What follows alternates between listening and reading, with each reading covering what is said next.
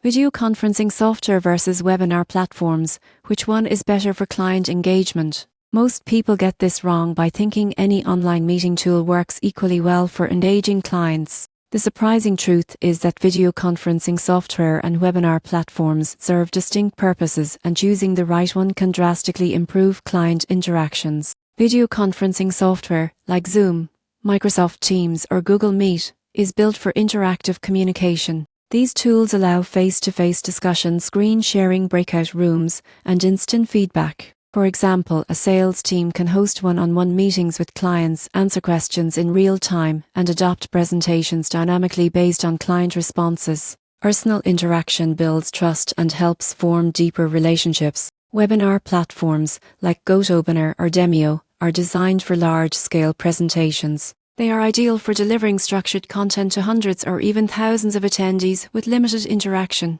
Features often include polls, sections, and registration management. For example, a marketing team can launch a product demo to a large audience, capture leads, and share recordings with participants afterwards. The key difference is interactivity versus broadcast. Video conferencing fosters direct dialogue, collaboration, and personalized engagement, while webinars are about scalable information delivery and lead generation. Many businesses use both strategically: webinars to attract and educate a broad audience, followed by video conferences for personal follow-ups with interested clients. The takeaway is clear: if your priority is building relationships and real-time engagement, video conferencing software is the better choice. If your priority is reaching a large audience efficiently and sharing structured content, webinar platforms excel. The surprising truth is that combining both approaches allows businesses to scale their reach while maintaining strong, personalized client engagement, making every interaction count.